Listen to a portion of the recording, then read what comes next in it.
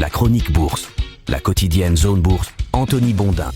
Bonjour et bienvenue dans ce point de marché Zone Bourse du mercredi 7 janvier 2026. Ça s'appelle Ce matin, les records continuent à tomber en bourse. Après 3 séances de hausse sur 3 possibles en 2026, les indices boursiers occidentaux explorent de nouveaux sommets inviolés. Aux États-Unis, le vénérable Dow Jones est même à 2 doigts d'atteindre 50 000 points. Il a doublé au cours des 6 dernières années. Le bruit des tensions géopolitiques ne perturbe donc pas vraiment le marché, même si la volatilité du pétrole va crescendo après l'opération américaine au Venezuela. Voilà tout ce qu'on va développer ce matin. Mais d'abord, je dois vous dire que cet édito aurait pu être titré Trump tient ses promesses de campagne, quel dictateur, comme me l'a suggéré un lecteur un brin énervé hier. Je vous livre quelques morceaux choisis de son message d'hier. Il est affligeant de constater votre anti-trumpisme primaire de progressiste gauchiste aveugle. Comme souvent, votre désinformation biaisée gangrène le pourtant bel outil que pourrait être Zone Bourse. Postulez à l'humanité ou à Libération, on vous enverra des fleurs pour vos éditos de petits bourgeois gauchistes.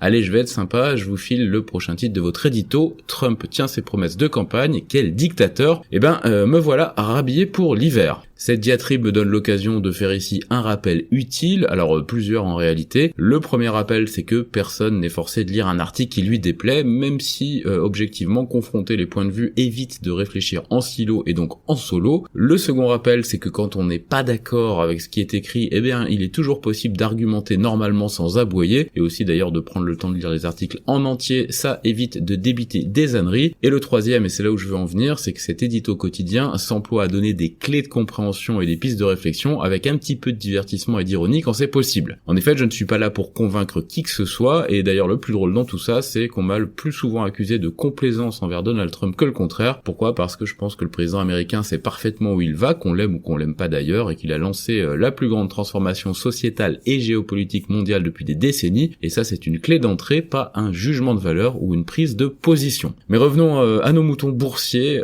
Pendant que la tectonique des plaques géopolitiques est en train d'évoluer à grande vitesse, les marchés actions ont atteint de nouveaux sommets. Aux États-Unis, 2 caps inviolés et très symboliques d'ailleurs sont en passe d'être franchis, celui des 7000 points sur le S&P 500 et celui des 50 000 points sur le Dow Jones. Il manque environ 1% aux deux indices pour les franchir. J'ai d'ailleurs souvenir d'avoir fabriqué en 2020 une illustration qui ressemblait un peu à celle du jour, un peu bancale pour le passage des 20 000 points du Dow Jones. Et bien là aussi, les choses vont très vite et comme je le disais en intro, le vénérable indice a doublé en 6 ans. L'Europe, elle n'est pas vraiment en reste. L'indice des grosses capitalisations de la région, c'est-à-dire le Stoxx Europe 600, a signé un record lui aussi hier à 606 points. Il est tracté par les équipementiers semi-conducteurs. On a par exemple ASM International, BE Semiconductor et ASML qui ont gagné plus de 15% en 3 séances. Et encore et toujours par la défense, 10% de gains sur ces mêmes 3 séances pour des entreprises comme Hensoldt, Babcock, Rheinmetall, Saab ou encore Leonardo. Ainsi, on a quand même un petit peu l'impression de démarrer 2026 sur les mêmes bases que celles de 2025.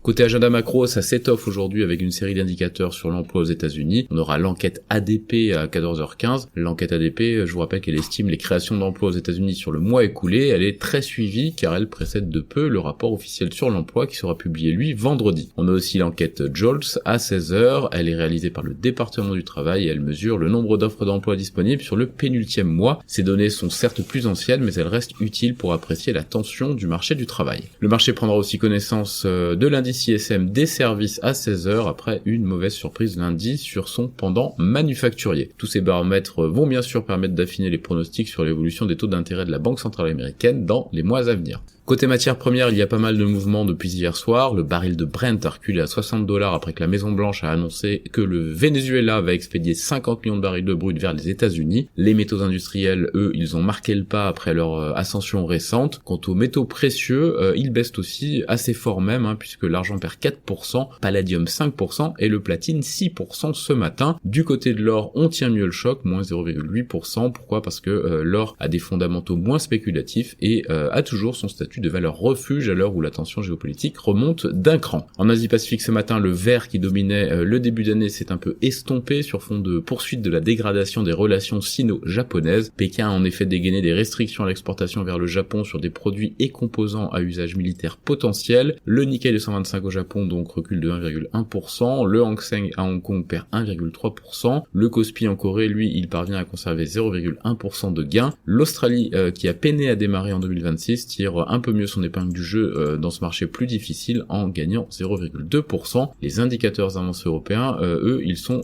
incertains à légèrement baissier. Dans l'actu des sociétés, les Françaises d'abord, ArcelorMittal signe un contrat d'approvisionnement électrique bas carbone avec EDF. Saint-Gobain a l'intention de se retirer de la bourse de Londres. Orange a émis 6 milliards de dollars d'obligations en 5 tranches. Technip Energy a remporté 2 contrats dans des raffineries en Inde. GTT a remporté une commande de cuve pour 7 méthaniers. Pluxee annonce un chiffre d'affaires de 308 millions d'euros pour le T1, 9% de croissance organique alors que le consensus était à 8%. Le groupe confirme ses objectifs annuels. Covivio et Blue Wall Capital annoncent un partenariat de 500 millions d'euros pour partager les sites de Thales à Vélizy-Meudon. LDC accélère au T3 fiscal avec un CA en hausse de 17% porté par les acquisitions. Exail annonce la signature de 2 contrats pour son drone de surface Drix H9. Smayo obtient 2 millions d'euros de financement non dilutif. On a aussi quelques actus du côté de Genfit, et sur l'achat des publications, on a Cogra et Hoffman Green Cement aujourd'hui. Ailleurs en Europe, Alcon renonce à acquérir Star Surgical.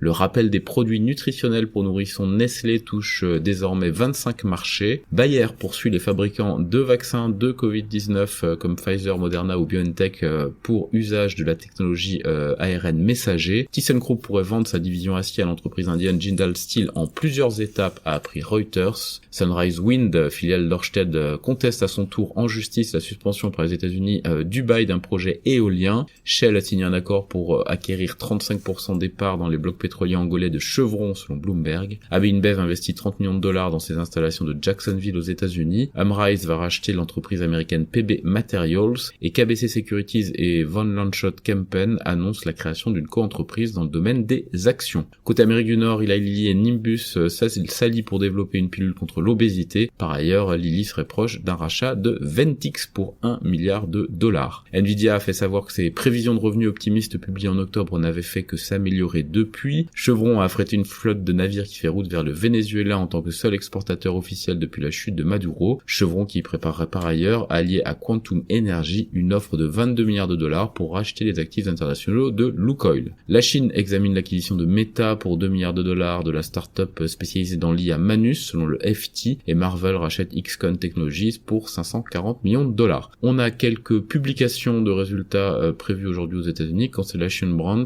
Jefferies Financial ou encore Albertsons. Ailleurs dans le monde, la division de puces IA de Beidou qui s'appelle Kunlunxin serait valorisée 2 milliards de dollars dans le cadre de son IPO à Hong Kong selon les informations de Bloomberg, et Samsung Electronics met à nouveau en garde contre une possible hausse des prix en raison d'un problème d'approvisionnement en puces mémoire. Voilà, c'est terminé pour ce point de marché du jour. Je vous souhaite une très bonne journée.